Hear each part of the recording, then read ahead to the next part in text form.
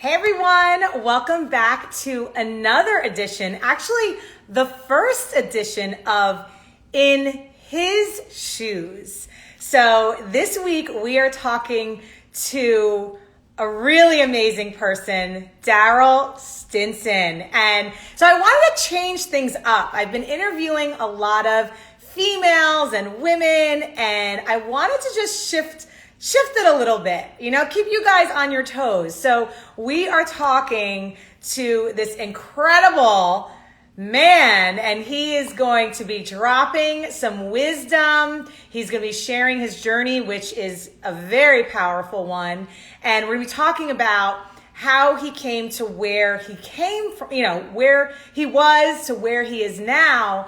And he teaches people all amazing things. He's a moderator on Clubhouse. And I'm so excited to bring him on because he is just, he interviewed me and here he is. Oh my gosh. Okay, Darryll, I'm bringing you on. Let's see here. Give him a second. Darryll! What's up? How are you? Living my best life. Yes. Oh my gosh. So this is Darryll Stinson. I am so excited. You are the first official man to be on this show. Let's go. You know why? It's because I'm a girl dad. That's what it is. Aww. Yes. Three of them. And I got two sisters that's living with me right now. And so I'm outnumbered 6-1. Woo! I must have did. It's for all the bad I did when I was growing up. That's what it is. The paybacks. So I'm so excited. We have Tracy, we have so many people, Boho, Sandro, with so many people joining. So Brian in the house, I see you, Brian. Yes, we see everyone. That's my guy. So you are a TEDx speaker, founder of Second Chance Athletes.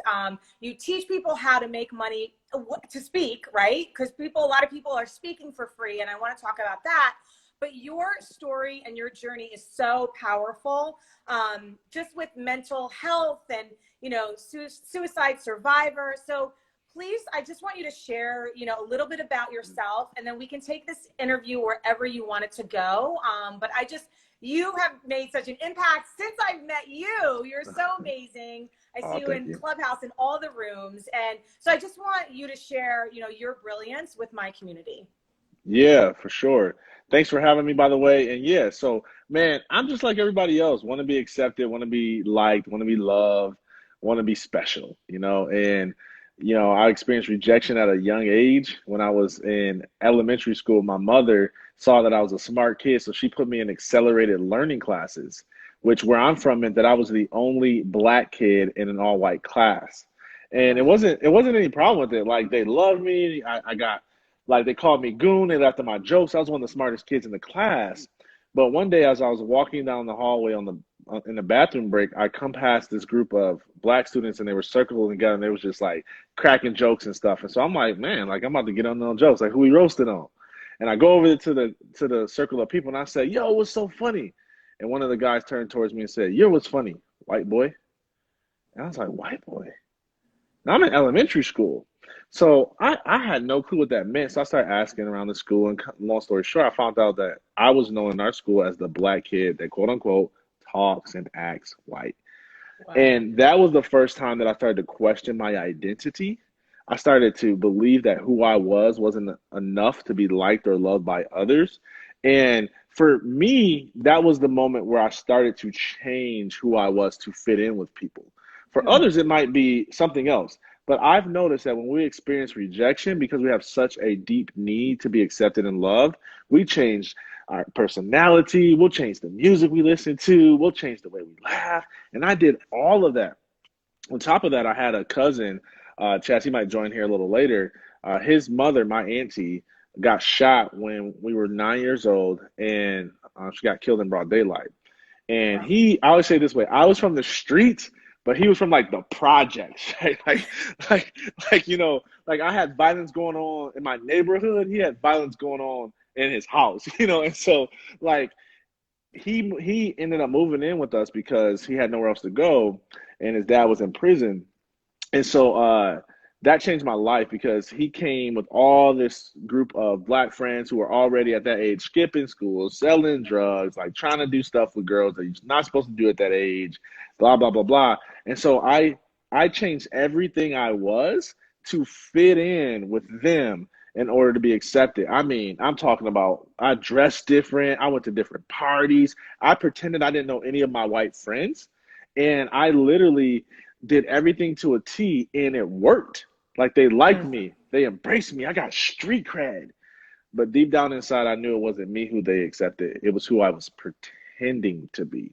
Mm. And so that was just making that root of insecurity even deeper. And I always tell people this: I'd rather be real and be rejected than to be fake and be accepted.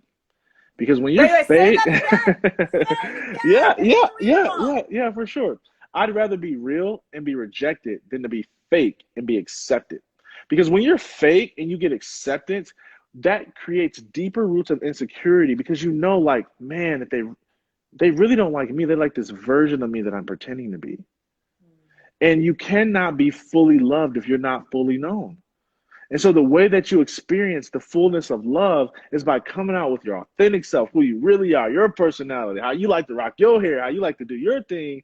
And yeah, that brings some rejection. Some people who are not going to rock with that. But that also allows you to experience the fullness of love because you know that when they love you and like you and invite you, it's real, it's authentic. They like who you really are, not who you're pretending to be. So, let me pause because I can just like give you the whole keynote, but I feel like I'm talking too much. No, keep going. Keep going. Okay, So, okay. no, this is good because a lot of people, like, so I'm seeing in the comments, right? Yeah. The projection of others, oh, the power, I'm recovering people pleaser. There's a lot of people with the recovering people pleaser, imposter syndrome. So how did you, like, because you said your identity, right, was Whole so identity. intertwined in that. Whole identity. Yeah, like how, and people are still dealing with it. So Yeah. how did you overcome that? Was it overnight? Was it like a progression? Yeah. So at that time, I just went deeper into it. So what helped me in the beginning was I got really good at sports. So sports enabled me to not have to choose between the racial divide in my community. So I was a really good athlete, and it didn't matter if I, went to the bonfire with white people, or I went to the basement party in the hood. You know what a basement party is? I think I've been to a few.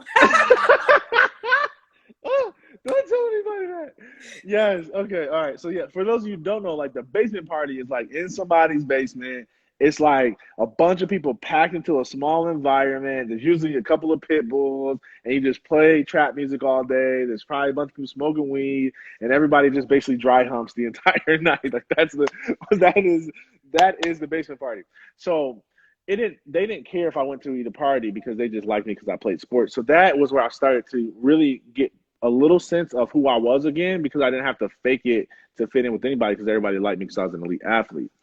Long story short, I went through this whole period of sports where I got addicted to opioids because my back got hurt and they gave me subscription pills. And I went through all this thing. And that's where the suicide attempts came in because my coaches ended up kicking me off the team because my opioid addiction had got so bad. And my injury got to the point to where I was hunched over permanently.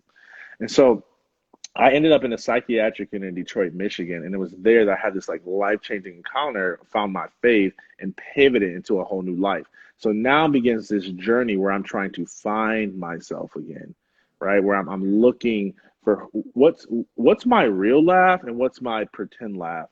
What's my real like likes and passion and what have I done just to fit in with other people? Like I had to like crawl through all that stuff to figure it out.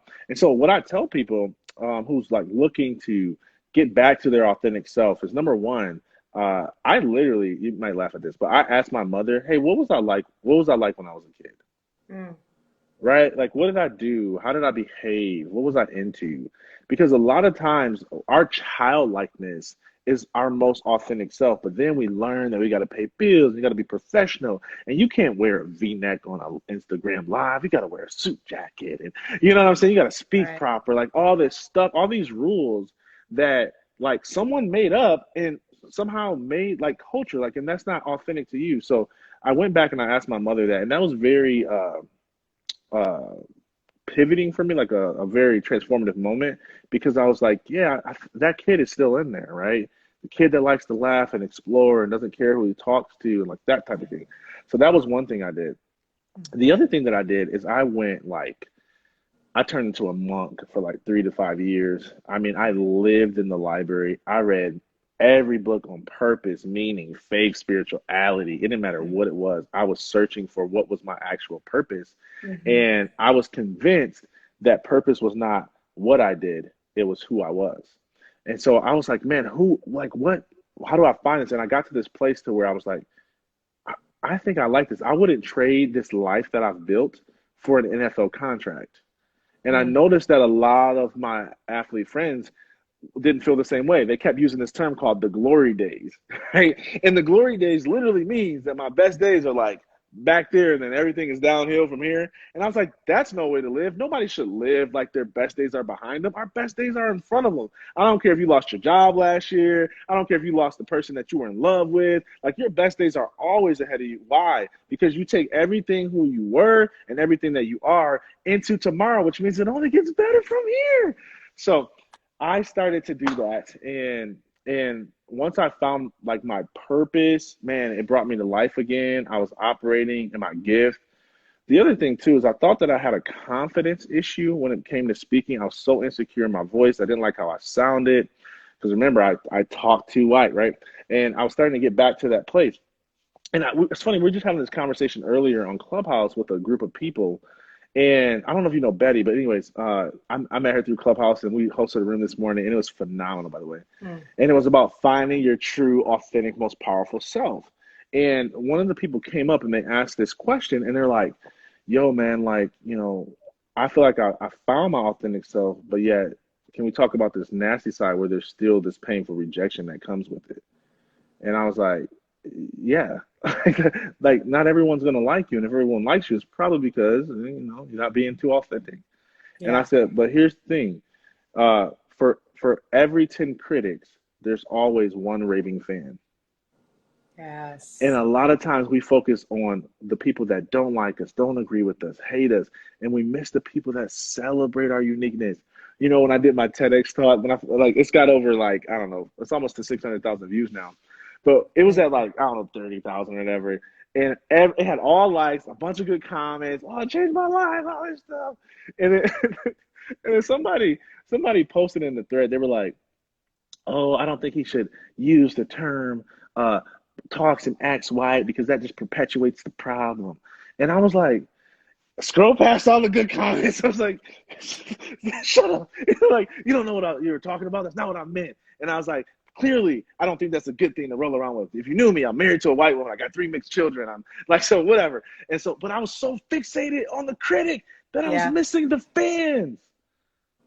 And so Yes. I ask people this all the time. Like, if you're struggling with being your authentic self, if you're struggling with your identity, maybe it's because you're judging yourself by all the critics around you, the people who don't like your picture, who don't like your natural hair color, who don't like your fake boobs, like whatever it is. And instead of celebrating the people who are your fans, Yes. celebrate you. Woosah. This is me I woosahing right love now. that. I love that because how many times, right? We can get 1,000 likes, and then if we get like 3 that are negative, we're so focused on the 3. Oh my God. I'm about to start an experiment. I'm gonna go to like some posts that are viral. I'm gonna just like post negative stuff and tag Yeah. somebody. I bet you I get more comments to negative than I do positive. Yeah. That's why Yeah. bad news sells on television. And by Right. the way, Exactly. it's easy, my friend, to talk about other people's opinion. But you know what people don't like to talk about? Their opinion of themselves. Yes. Because we're the chief of the Talking About Us committee. Yes. We look in the mirror and we go, man, I don't like his hat. I don't like my glasses, man. I don't like that I didn't have a clean shave for the Instagram live. I don't like my gap. I don't like the way that I sound. I don't like this, that, Yep. whatever. We look in the mirror and we see everything that's wrong with us instead of looking in the mirror and seeing everything that's right with us. That's why Darryl, it's again, I'm so glad you're my first male on the show. Now you know sweet. why, people. Now you know Yes. why. Yeah. So I love your energy. Love, Thank love, love you. it. So tell me, like, Yeah. the work that you're doing is like life changing. So, like, tell me a little bit more about the work. And guys, if you're just jumping on, he just is amazing. You need to watch the whole interview because Mhm. you really just like changed someone's life right now. You changed Oh, mine. thank you. Like, that's amazing. So tell us Mhm. about the work because you do so much. Yeah. So yeah, just tell us kind of where you want Yeah. to take I us. mean, I really do like two core things, right? I help athletes transition from sports to their next powerful career path. And then I help speakers build businesses, right? And so it's really, and a lot of times, sometimes it's funny. I just started my first mastermind, and I got this cohort of 10 people who I'm helping build their, like I'm working with them to build their business. And like, I don't know, 7 out of the 10 people I accepted into the program are athletes, so it's like overlap all day, but I love it because it's really, it's less about the athlete, it's more about the mentality, like high achiever mentality. Yeah. Like we're not playing games, we're not doing stuff. I don't sit here and just motivate me and not like equip me to win. Like I'm gonna go work. I'm not expecting you to do all the work. Like we're in this together, we're a team. And so I'm really excited about that. So on the athlete space, I know that's kind of a niche space, but you read the statistics about athletes that transition out of sports. A lot of them struggle with like depression and mental health issues, and they struggle with bankruptcy because a lot of people haven't had training on how to deal with that amount of money before in their life. So Yeah. they get all this money and they develop this lifestyle, and then they get hurt. People don't understand that the average NFL career is less than 3 years. It's 2.5 years, Wow. right? And a lot of the benefits that come with being a professional athlete don't kick into after year 3, Mm. right? And so there's a bunch, and every sport's a little bit different. But the point is this: there's this misunderstanding that when I make it professional or Olympic, that I'm set for life. Couldn't be further from the truth. A lot of times, these people are ending up just like the addicts in our community are, right? They're Yeah. broken, they're busted, or what's even worse to me is because they're no longer an athlete, they end up settling for like some like dead end job just to like pay the bills, and they don't recognize that they still have that leadership ability, they still have that network that they built from being an athlete that they could leverage to be like hyper successful in the new industry. So I really coach them through that process, and then I help speakers eliminate imposter syndrome, the fear and insecurity, because again, I told you I hated my voice. So I'm very gifted at helping people overcome the fear of public speaking, and Mhm. then also how do I get better at the art, and how do I make money, the business side of it. And so Yes. that's what I do. Love it. Love it. So everyone needs to check you out. What would you say? Because when you were in your dark place, what helped you, with that? And because there's a lot of people, right, with COVID, with everything going on, people get in that dark place, or maybe there's depression, or just tell us a little bit about your journey and what has helped you. Yeah. So again, I had a very pivotal moment where I found my faith in a psychiatric unit. I completely shifted. Uh, from there, I have developed mental health habits that help me stay sane. Because I'm still like technically clinically depressed, and I still see a counselor. So I think everybody needs a counselor, by the way. It's too Oh, much yeah. going on in the world. You stay on social media for an hour, you're gonna need a counselor. You go on Clubhouse for an hour. You didn't. I know, right? I know. They won't bring me up for a question, counseling. So I wholeheartedly agree that. So I would say for a person who's really in that dark place, I would give you two perspectives. Okay. Number one, I would have you not run from the tension, the pressure, the heaviness, and actually lean into it, right? Whether that's talking with a professional counselor, whether that's talking with a friend, or whether that's journaling. A lot of times we try to fight the battle in our mind just in the thought realm, and it really helps to put thoughts on paper because I don't know, every time I do this exercise, like when I'm like real stressed and my thoughts are running, I got anxiety, I can't sleep, and then I write stuff down. Oh, stinks I'm not here. Let's see if this works. It's like nobody's here. I'm like, I'm right here. So then when I write stuff down, oops, my bad. So then when I write stuff down, I'm like, when is this gonna kick on, right? It's not doing it. Yeah, There we you go. were good. There we go. Boom. Anyways, Listen, you blew the lights out with your talk. That's boom. Shut the house down. So, anyways, I lost my complete train of thought. Like, catch me up. I Oh, forgot. so faith and like, what would you tell people? Therapy, you said you had Oh, two yes. perspectives. So therapy is one. Yeah. Yeah. Um, Yes. Therapy. And then I was talking about writing your thoughts down. Every time I yes, get that journaling. the fight out of my mind and onto paper, I Yeah. win that battle 80% of the time. Because when it's in my head, it's just, oh, there's so much going on. I don't have the answer. And then I look and I write it down and I'm like, I don't think I'm going to make it. I'm like, that's not true. Like Yeah. it's just something about seeing it on paper that helps me like get through it. Yeah. The other thing that I want to offer people, and I'll give you guys a story too, and I'll share a speaker tip when I share the story. So, what if depression isn't an attack, and what if it's an invitation to creativity? Okay. I learned this from my own journey, but I'm gonna give it to you when I talked to a young lady. So she was a worship leader at our church, and she struggles with anxiety and depression and all this stuff. And she's like coming to me, and she's like, Darryll, like I prayed, I've done all this stuff, I journal, I have these great mental health habits, like, but I'm still struggling, like I'm still depressed, I still have really bad anxiety, I don't know what to do, I'm so tired of it, and I don't want to deal with it anymore. And I was like, I'm sorry that you have to go through that. And when we sat there and I let her feel for a moment. And I said, let me ask you a question. Uh, do you have a gift to write music? She's like, oh yeah, I want to write music all the time. I was like, okay. Um, the songs that you think are the most beautiful, what state of mind were you in when you wrote them? It was when I was feeling depressed. It was when I was feeling anxiety. And I wrote these words, right? And Mm. out of my deepest pain came my most beautiful song.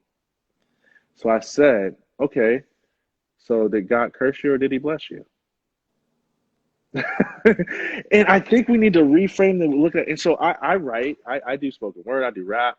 And I'm telling you, out of my darkest moments comes my most beautiful writing, right? Yeah. I've got this song out on YouTube. You guys can go watch, listen to it for free. It's called We All Need Hope.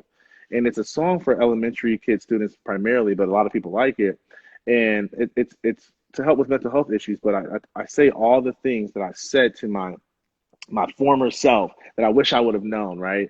And Mm. so I wrote that song when I was having a really tough time. I couldn't sleep because I was so depressed. I tried to pray through it. I tried to worship through it. I tried to like jog and exercise, and nothing was working. And so I was like, you know what? I just sat there with a pen and paper. I was like, man, I really need hope right now. And I was like, you know what? I know I'm not the only one. I said, we all need hope. And I mean, I said, I bet there's kids out there that don't even know that all they need is hope to make it another day. So I said, this is for the kids that don't know. All they got to do is hold on. You know, we all need hope. This is for the kids who don't know. All they got to do is hold on. You know, we all need hope. This is for the kids who don't know. All they got to do is hold on. And I started to think about where my depression comes from. And I said, hold on to your faith. Don't let nobody take it. If they talk about your clothes, don't even let it phase you. And if they talk about your looks, don't even pay attention. You ain't got to listen. They invited to their own attention. I said that wrong. Hold on. I said, you ain't got to listen. Hold on, let me think. I got to remember this. You ain't got to listen. They entitled to their own opinion. Here's what I Mm. discovered. It's the people who talk bad about everybody else. They do it to feel better about themselves. So just be you and don't you worry about a thing. Them storms going to come, but dance in the rain. Keep your head up because life will try to push you down. Every smile is just a frown turned upside down. Perspective. So count your blessings. You got the power to turn every loss into a lesson. So quit stressing because bad days don't mean that you got a bad life, and sad days don't mean that you got a sad life. I said bad days don't mean that you got a bad life because you still got hope. And then my daughter says, you know, we all need hope. And so the point of that is I wrote that song when I was at one of my lowest moments in life. And I tell people hey, if you're feeling depressed, what if it's an invitation to creativity? Do you have a creative outlet? It might not be rapping for you. It might be singing. It might not be singing for you. It might be creating content. It might be baking. Like it could be anything. We all have a creative outlet. Use those moments to birth creativity.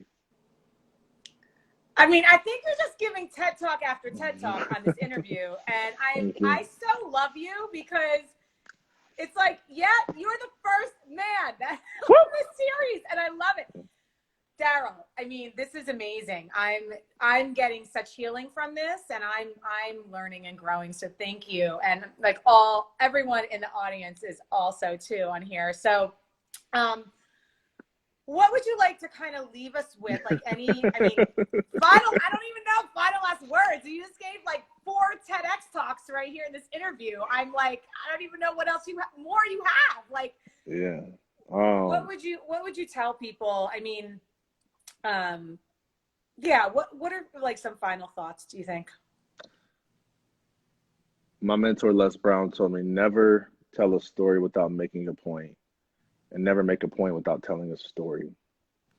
The thing that comes to my mind right now is that my third TEDx talk is going to be called "Hey Misfits, Come Out of Hiding. The World Needs You." And the reason why is because one day I was sitting in a marriage counseling session. uh, we were struggling, and the counselor looks at me and he goes, "Hey," he says, "Darryll, you've got a lot more to offer the world." And no, he said you got a lot more to offer. And I got so offended because a marriage counseling session, you think you're the right one. So I was like, "What do you mean, man? I do everything. She do everything wrong." Like so I was all like mad and offended. And I just kind of sat there and didn't say anything because it was like at the end of the session. And then I finally just said like, "Hey, what do you mean?" And he was like, "I'm not just talking about your marriage." He said, "I think you got a lot more to offer the world." And I was like, "Oh, he doesn't know. I help recovering addicts. I help people. I do all this stuff." And so I got really offended with by that. And then I sat with it that night and I started to think. And I asked myself a dangerous question. And I encourage everyone to ask this. How much of myself am I giving to the world? And I recognized that as much as I did, as much as I accomplished, I was holding back. I was holding back. And there was so much more that I could give to the world. And so I stopped settling just because I reached a level of success that was comfortable. And I started to stretch again and give again. And here's what I believe our goal in life, other than finding God, is to give 100% of ourselves away. When I say this, people don't necessarily get it. So I give them this example. I used to get made fun of for my laugh. I got this high pitched laugh. I used to get made fun of my gap. But I'm called to be a creator and a speaker, to be in front of people. So if I were giving 60% of myself like I have in previous seasons of my life, I wouldn't be on this live. I would be embarrassed to laugh. I would have never did the rap, right? Mm. But when I make it my mission to give all of me to the world, you get the gap, you get the smile, you get the hat, you get the glasses, you get all of me. And I'm telling you, if everyone gave all of themselves to the world's problems would go away. Mm. Woo! So I needed to hear that. I don't know if anyone else needs to hear that. Hi, Jeff. Hi, Jeff, Nick.